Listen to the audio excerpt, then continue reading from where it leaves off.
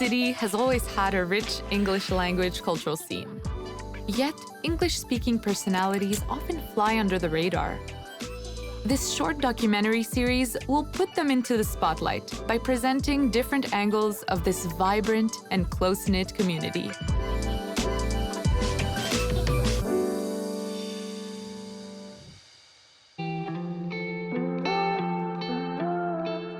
This episode's angle, Cuisine, presents Quebec City's diverse and delicious culinary scene through the stories of three local foodies.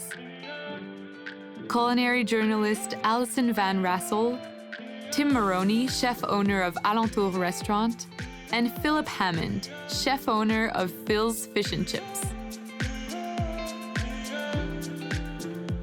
Newly established in the Saint-Sauveur neighborhood, Alentour Restaurant is owned by chef Tim Maroney. With his restaurant focused on sustainability, he tries to educate through food. Renewable energy, responsible waste management, and locally sourced ingredients are at the heart of his principles.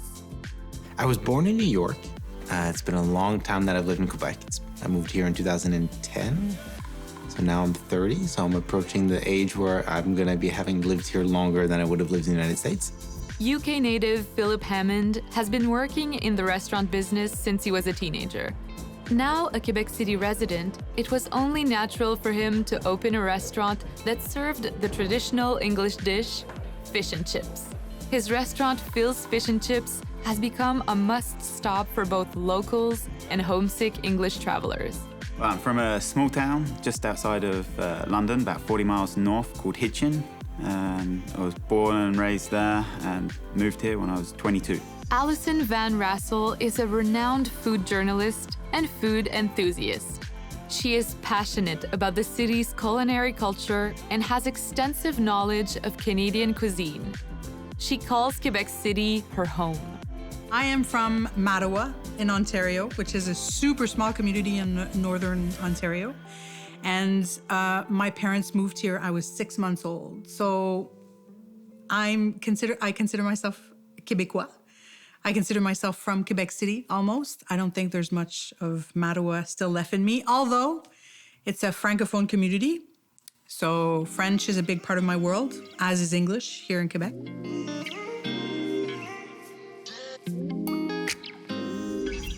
I used to be a professional circus artist. One of the best circus schools in North America is situated in Quebec City. I didn't speak any French when I showed up. That was part of the interesting part of the process, for sure. Going to school in French, but not speaking French. I've liked it ever since. There's a lot of things about the Quebec culture that keep me grounded here and make it a nice place to live long term. So even though circus wasn't going to be my career and my life, I wanted to stay in Quebec City for sure as well. Originally, it's, my ex-girlfriend, well, wife, was from Quebec. We met in London while we were working together, and she came to an end of her visa, came back here, and I said, well, it's my turn to try out somewhere different, and moved over here for 1 year. And that was 16 years ago now. We were together for about 3 years here, and eventually went our separate ways. And at that point, I said to myself, it was a personal challenge to, okay, I want to live by myself. I had a good job, I was happy there, and I bought myself a condo here in Quebec. So something I can't do in England. The prices of the market, housing market is so expensive. Then eventually met someone else, and I have 2 children here with her, and never look back. I don't know what I consider myself. And it's funny because to the English community, I'm a Francophone, and to the French community, I'm an Anglophone. I worked and I lived in Toronto for my job, my first job as a journalist, and there I was the Québécoise because I would pronounce certain words with a little bit more of a French accent. And then I would come back here, work in Montreal or in Quebec, and I would be an Anglophone because of my name. The only thing I really knew about Quebec City was it's the French area of Canada. And that was about all I knew about it. So it was a real discovery for me, because everyone hears about Toronto, Vancouver, but in England we don't hear much about Quebec. It's not the number one destination. Arriving in Quebec and not speaking a word of French was probably the most challenging part of the journey, I suppose. I do enjoy the quality of life we have a lot, especially financially. I think people can have very reasonable lives, especially in the industries that we're used to having extremely difficult lives in. Like in the restaurant industry in the United States, you can have people that have 2 jobs and still cannot feed their families. But here you can have 1 job and everything goes pretty well. And I don't have anything to complain about. In general, it's a really nice place to stay. I left Quebec City for Toronto for my first job as a journalist. Then I moved from Toronto to Montreal to make my media dreams come true, but I wasn't happy. There was something missing. And that comfort in my environment, the beauty in my environment, I think that's what stimulates the passion even more. So coming back to Quebec City was at a point in my life where I was sort of searching for what I really wanted to do for the rest of my life. A 30-year-old questioning herself, where do I want to go? What do I want to be? And coming back here, suddenly everything just fell into place.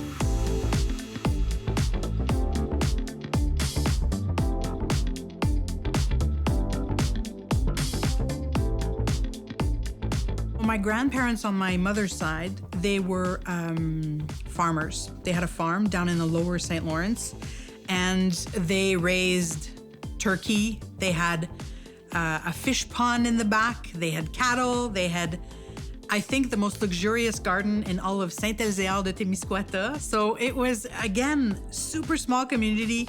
Not even 1,000 people lived there, and I would spend my summers with my grandparents. And I think I tasted the difference when I got back home with my mom, who was a professional, who worked really, really hard to make a decent living so that I could have a good life. She raised me alone, so we couldn't always have access to everything that we wanted to eat.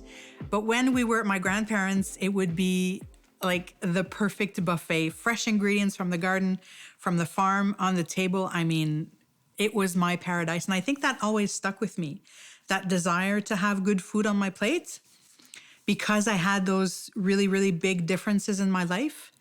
And that is where the passion comes from, that search for the good food, the real food. That's the essence of my work. I got the passion for cooking, I believe, from my grandmother. She was constantly in the kitchen cooking, and I spent most of my time with her when I was growing up, and I'd helping her in the kitchen. I was always called the Little Chef. We had 2 restaurants in England. One was called the Little Chef, and the other one the Happy Eater. So I was the Little Chef, and my brother was the Happy Eater. So he would always be there just eating. And she used to work in a little cafe. And that's how I started out. And eventually, when I was 16, well, 15 actually, I started working in a pub. And I was always curious to how it worked in the kitchen. I was working as a waiter and said, how are they getting this food out so fast? And how are they preparing this and that? And I just was intrigued by it all. So eventually, instead of, when it's quiet, being out front, cleaning stuff, I was in the kitchen and seeing how they do some, just trying to work with them and figure out how they were doing it all. I had no idea how they could serve 500 meals in one day. And so at 16, I decided to go full-time in the kitchen, and I never looked back, really. My transition to the restaurant industry was always in my plan. I wanted to be in the restaurant industry and be the owner of a restaurant and a chef my whole life. I did circus starting out because it's not a career you can really start when you're 30 years old. I think there are things in between circus and restaurants that interest me, whether it be kind of the similarly artistic aspect. I think the level of art in both are similar in which it's a lot of craft, it's a lot of hard work, and there's a small place for people to express themselves from time to time. I like to think that I express myself through my restaurant, not really with the food. I don't consider myself an artistic cook or a very visually inspiring cook, but the artistic concept that we have is just kind of saying what we feel through the way our restaurant works. It's something that I think I connected to more of the values in my restaurant over time. You know, the fact that my restaurant has such a strong basis, and its reason to live is all based on environmental sustainability. But I always knew that I wanted to be part of the hospitality. I love cooking for people. I love taking care of people. So over time, the concept developed, but I'd say that once I transitioned to the restaurant industry in like 2014, I knew that the restaurant that I have now, my restaurant Alentour, is the kind of end-all project. That's what I want to have for as long as it works and as long as we can have it. And there's not planning on opening another restaurant. I don't have any other aspirations that are bigger than this. It's really just to install this and to make that work.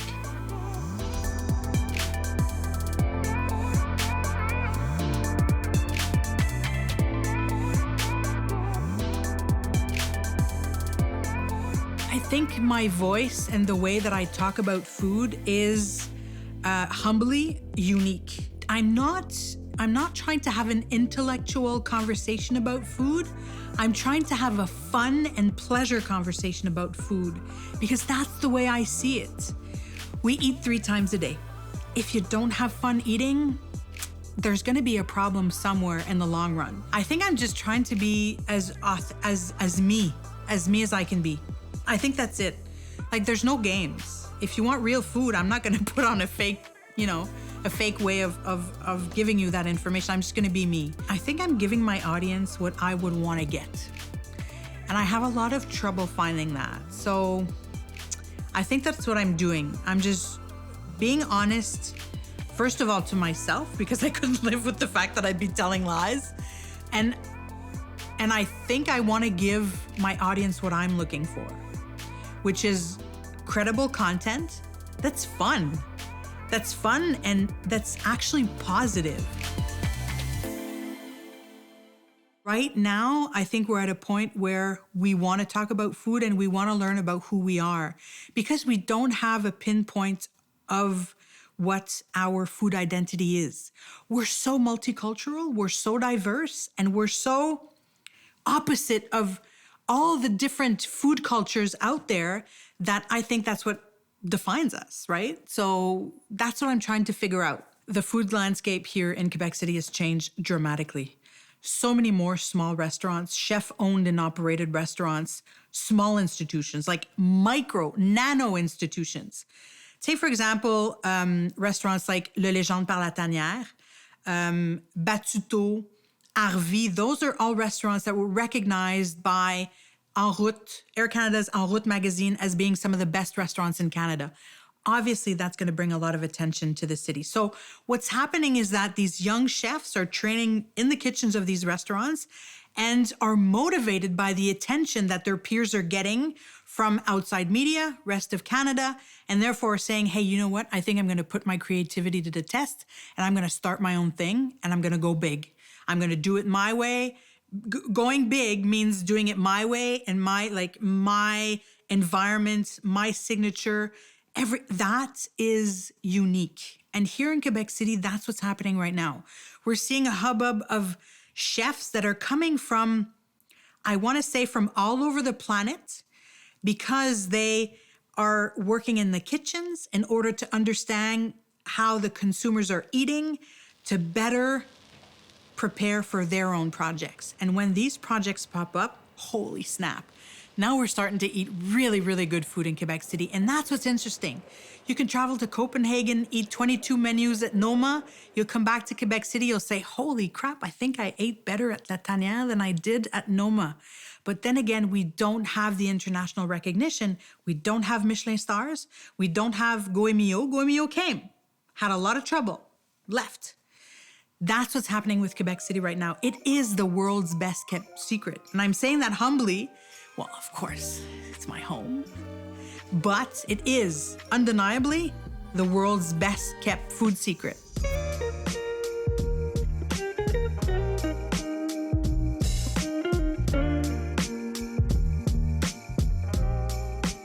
My job at the moment is I own Phil's Fish and Chips, a small restaurant we opened during the pandemic, at the beginning of the pandemic.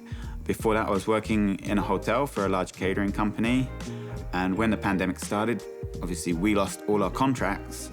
And I said to myself while I was sitting at home, I can't do this. I can't sit at home much longer. I have to do something about it. And I decided to bring a bit of the English culture to Quebec and open up a fish and chip shop here in Quebec City. Well, the project for the fish and chip shop has been in my head for many years now. It's something I always wanted to do, but I never had the time to do it, or the patience, I think, to set it up more likely, because I was working many hours, the caterers, have a small family, so everything together was just too much. The national dish of England is the fish and chips.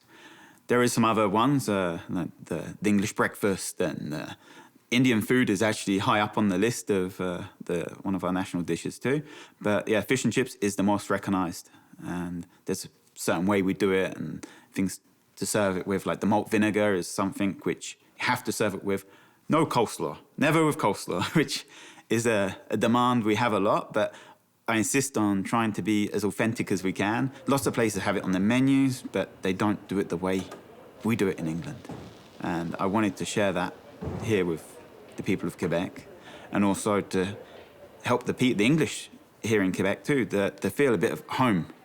Because since we opened, it's the response we've had. I have many clients from England, Scotland, Ireland, and Wales, and they just all thank me for opening. A lot of them do. They say, "Oh, thank you so much for bringing this here to Quebec City and make us feel we have a bit of home." It makes them feel at home again, and me too. It makes me feel that bit closer to being home with my family and friends. We're encouraged when we take our citizenship here in Canada.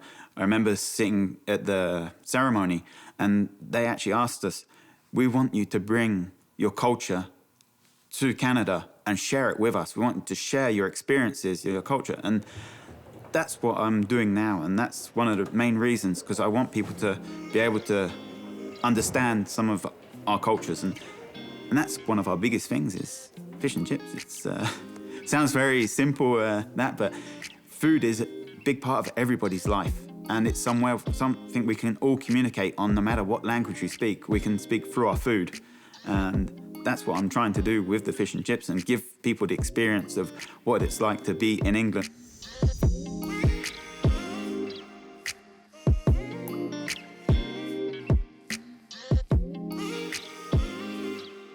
I really like alentour as a word in French and explaining it to English speakers. Fred, my girlfriend, was the one that kind of decided on the name, which when the girlfriend decides, you just say, okay, that's going to be the name. That works for me. But it was a good way to explain the way we kind of look at how a restaurant works. Alentour, for English speakers, can mean a lot of different things in the way it gets translated. It can mean like your surroundings, which is kind of the first way we look at it. But it can also mean alentour. If you say someone is in your alentour in French, it's kind of like they're in your inner circle, which is definitely the way we look at our guests, our team at the restaurant, and our farmers that we work with. There's a little bit of a neighborhood-like feel to the word as well, that has a certain intimacy and a certain proximity with people, instead of just being a very like Cartesian word, where it's just like alentour is like a square word. It's very supple and flexible, and it definitely represents really well what people catch on to with our restaurant, because we are a coherently sustainable restaurant. But the thing we focus on the most in approaching our guests is where the food comes from. So alentour represents really, this is where we're getting all of our food from. We only have 3 ingredients that are going to go any farther than 150 kilometers from Quebec City, and those are going to be salt, yeast, and milk. Salt's from Ontario, yeast is from Montreal, and the milk is going to be from about 200 to 220 kilometers from the city. I think it's a really good question of why the restaurant is in Quebec City. I'd say the number one reason is just because I consider it my home. But the number 2 reason is because the concept that I always wanted to have that is so precise can actually work very well in Quebec City. Often we talk about things being local, or things be from certain provinces or from different countries, but proximity and locality in food is much smaller than that. It's on a much smaller scale. So even the difference of having this restaurant in Quebec, in Trois-Rivières, in Montreal, those will all be very different kind of purchasing systems to buy from a restaurant. Quebec City is just very lucky to be, we're not what they would say in French, like a metropolis. We have this very concentrated urban environment, which creates a lot of different interesting parts of the restaurant industry, but we're super close to, independent farms outside of the city.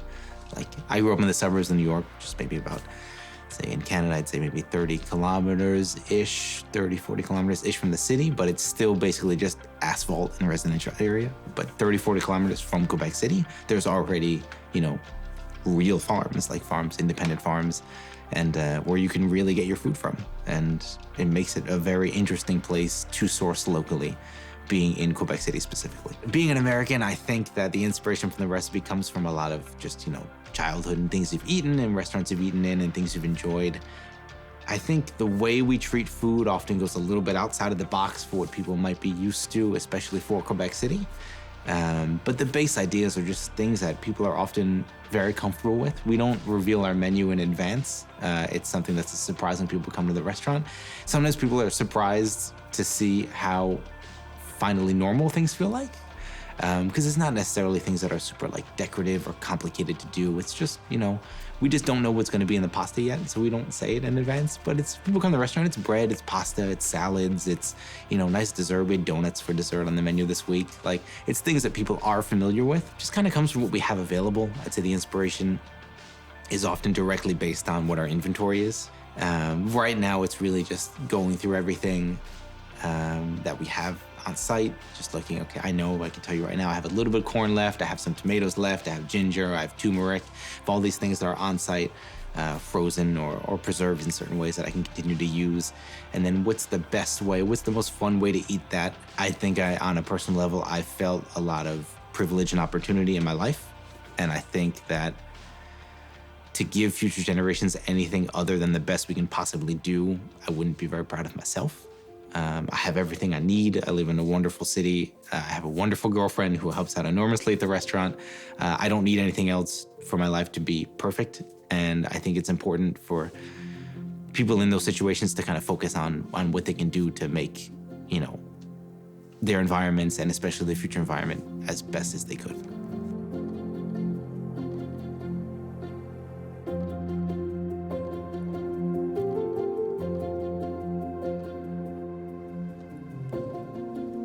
For the recipe that I presented today, I'd say a little bit more about what's in the plate. So it's a salad plate. It's roasted squash, roasted cabbage. There's a vinaigrette with watermelon radishes and ginger and some beer vinegar. There's some confit, cooked in syrup sea buckthorn berries, a little bit of fried yellow peas, and that's it. We aren't really seasonal at the restaurant. You can kind of see the fact that it's always going to be a mix of new and old. And we think that's really important to make sure that we have a variety of taste in the menu as well.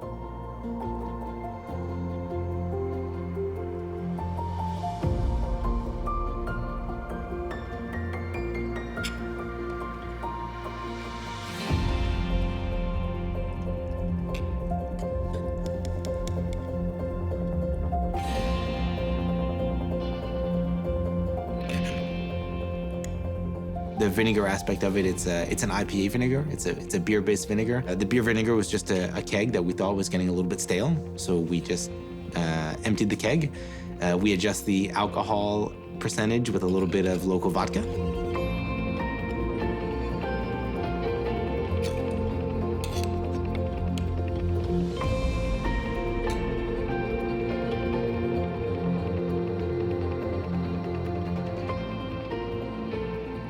Even though we do compost, we think that it's the most important thing to respect all the resources that are used to make the food product. So even if you're gonna just throw it out and put it in the compost, it's really important for us that if it's edible food, that we use it to make edible food.